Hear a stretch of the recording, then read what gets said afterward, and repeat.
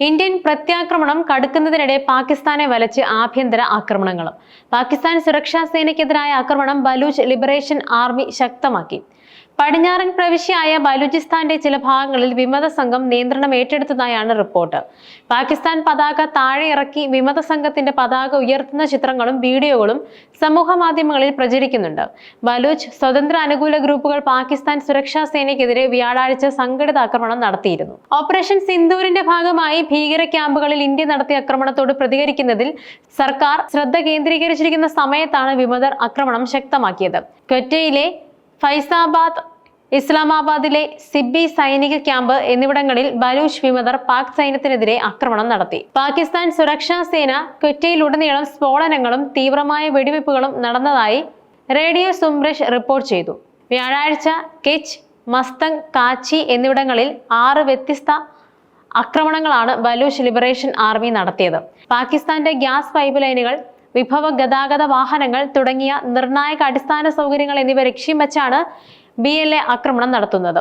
Pakistan petroleum limited നടത്തുന്ന 100-ലധികം വാതക കിണറുകൾ സ്ഥിതി ചെയ്യുന്ന തേര ബുക്തിയിലെ വാതക നിലയത്തിനും ആക്രമണമുണ്ടായി. ബലൂച്ച് ജനത സംഘം പതാകകൾ ഉയർത്താനും പാകിസ്ഥാൻ പതാകകൾ പിൻവലിക്കാനും തുടങ്ങിയിരിക്കുന്നു. ലോകരാജ്യങ്ങൾ നയതന്ത്ര ദൗത്യങ്ങൾ പാകിസ്ഥാനിൽ നിന്നും പിൻവലിച്ച് പുതുതായി ഉയർന്നു വരുന്ന ബലൂചിസ്ഥാനിലേക്ക് മാറ്റേണ്ട സമയമായി. പാകിസ്ഥാന് വിട, ബലൂചിസ്ഥാനിലേക്ക് സ്വാഗതം എന്നായിരുന്നു ബലൂച്ച് എഴുത്തുകാരൻ മിയാർ ബലൂച്ച് എക്സിൽ പോസ്റ്റ് ചെയ്തത്. പാകിസ്ഥാൻ സർക്കാരിനും സൈന്യത്തിനും ബലൂചിസ്ഥാൻ പ്രവിശ്യയുടെ നിയന്ത്രണം നഷ്ടപ്പെടുകയാണെന്നും മുൻ പ്രധാനമന്ത്രി ഷാഹിദ് ഖഖാൻ അബ്ബാസി പറഞ്ഞിരുന്നു. മുതിർന്ന സർക്കാർ ഉദ്യോഗസ്ഥർക്കും മന്ത്രിമാർക്കും സുരക്ഷാ അകമ്പടി ഇല്ലാതെ ബലൂചിസ്ഥാനിൽ സഞ്ചരിക്കാൻ കഴിയില്ലെന്ന് അബ്ബാസി ചൂണ്ടിക്കാട്ടി.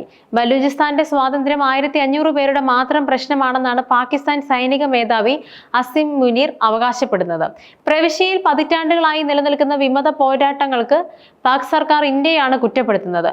ബലൂചിസ്ഥാൻ വിമോചന പോരാട്ടത്തിന്റെ പല ഘട്ടങ്ങൾക്കും പാകിസ്ഥാൻ സാക്ഷ്യം വഹിച്ചിട്ടുണ്ടെങ്കിലും സമീപ ദശകങ്ങളിലെ ഏറ്റവും ദൈർഘ്യമേറിയ ചെറുത്തുനിൽപ്പുകളാണ് കഴിഞ്ഞ കുറച്ച് ദിവസങ്ങളായി നടക്കുന്നത്. പാകിസ്ഥാനിലെ ഏറ്റവും വലുതും ധാതുസമ്പന്നവും എന്നാൽ ഏറ്റവും കുറഞ്ഞ ജനസംഖ്യയുള്ളതുമായ പ്രവിശ്യയാണ് ബലൂചിസ്ഥാൻ.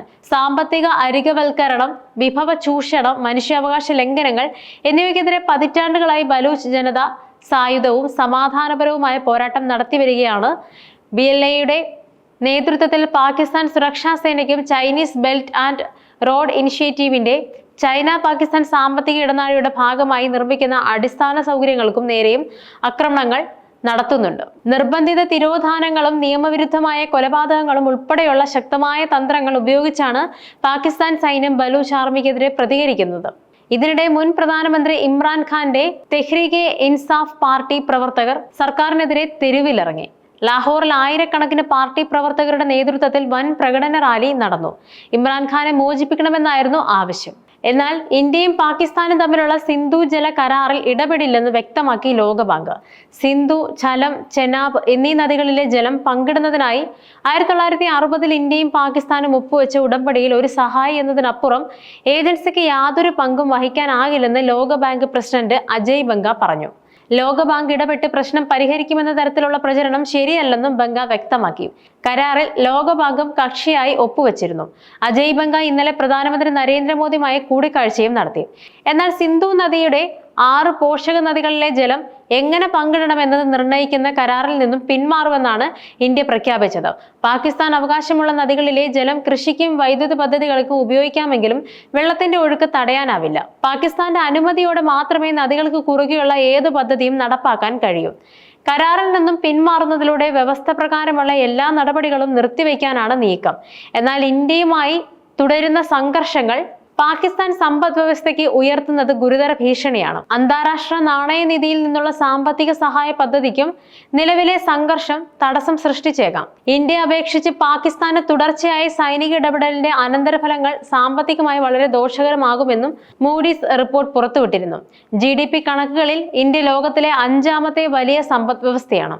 ഏറ്റവും വേഗത്തിൽ വളരുന്ന പ്രധാന സമ്പദ് വ്യവസ്ഥ കൂടിയാണിത്. എന്നാൽ ലോകത്തിലെ ഏറ്റവും മികച്ച 40 സമ്പദ് വ്യവസ്ഥകളിൽ പോലും പാകിസ്ഥാൻ ഇടം നേടിയിട്ടില്ല. 2023-ൽ പാകിസ്ഥാൻ പാപ്പരത്വത്തിന്റെ വക്കിലായിരുന്നു. IMF, ലോകബാങ്ക്, ചില സൗഹൃദ രാജ്യങ്ങൾ എന്നിവയുടെ സഹായമാണ് പൂർണ്ണ തകർച്ചയിലേക്ക് വീഴാതെ പാകിസ്ഥാനെ പിടിച്ചു നിർത്തിയത്. 2024 ഡിസംബർ വരെ പാകിസ്ഥാന്റെ വിദേശ കടം $131 ബില്യൺ വിദേശ നാണ്യ കരുതൽ ശേഖരം ഏകദേശം $10 ബില്യൺ ആണെന്നും കണക്ക്. പ്രധാന സാമ്പത്തിക സൂചകങ്ങളായ GDP വളർച്ച, വിദേശ നാണ്യ കരുതൽ ശേഖരം, ഓഹരി വിപണി മൂലധനം, പണപ്പെരുപ്പം എന്നിവയുടെ വിലയിരുത്തലും പാകിസ്ഥാനെ സംബന്ധിച്ചിടത്തോളം ആശങ്കാജനകമാണ്. പാകിസ്ഥാനേക്കാൾ 10.5 മടങ്ങ് കൂടുതലാണ് ഇന്ത്യയുടെ GDP. ഫോറക്സ് കരുതൽ ശേഖരമാകട്ടെ 35.52 മടങ്ങാണ്. 1960-ലെ സിന്ധു നദീജല കരാർ ഇന്ത്യ താൽക്കാലികമായി നിർത്തിവെച്ചതിനു ശേഷം ഏകദേശം 40% തൊഴിലാളികളും ഉൾപ്പെടുന്ന കാർഷിക മേഖലയ്ക്ക് കാര്യമായ തടസ്സങ്ങൾ നേരിടേണ്ടി വന്നേക്കാം. തുടർച്ചയായ രാഷ്ട്രീയ പ്രക്ഷുബ്ധതകളും 2022-ലെ വെള്ളപ്പൊക്കത്തിന്റെ അനന്തരഫലങ്ങളും പാക് സമ്പദ്സ്ഥിരതയെ കൂടുതൽ അപകടത്തിലാക്കി. പാകിസ്ഥാനിൽ നിന്നുള്ള എല്ലാ ഇറക്കുമതികളും ഇന്ത്യ നിരോധിച്ചിട്ടുണ്ട്. പാകിസ്ഥാൻ നിലവിൽ ആശ്രയിക്കുന്ന IMF വായ്പാ പദ്ധതി വെട്ടിക്കുറയ്ക്കാനുള്ള നീക്കങ്ങളാണ് ഇന്ത്യ നടത്തുന്നത്. $2 ബില്യൺ കടം തിരിച്ചടവ് ഉൾപ്പെടെയുള്ള സാമ്പത്തിക സഹായങ്ങൾ ചൈനയെ കൂടുതൽ ആശ്രയിക്കുന്നതിന് സാഹചര്യമൊരുക്കും. ഇത് പാശ്ചാത്യ രാജ്യങ്ങളുമായുള്ള, പ്രത്യേകിച്ച് അമേരിക്കയുമായുള്ള അവരുടെ ബന്ധത്തെ വഷളാക്കിയേക്കാമെന്ന് ഫിനാൻഷ്യൽ ടൈംസ് റിപ്പോർട്ട് ചെയ്തിരുന്നു. സമ്പദ്വ്യവസ്ഥ നിലനിൽക്കുമെന്ന് ഉറപ്പാക്കാൻ വലിയ സംഘർഷങ്ങൾ ഒഴിവാക്കുന്നതിന് പാകിസ്ഥാൻ മുൻഗണന നൽകണമെന്നാണ് നിലവിലെ സാഹചര്യങ്ങൾ നൽകുന്ന മുന്നറിയിപ്പ്.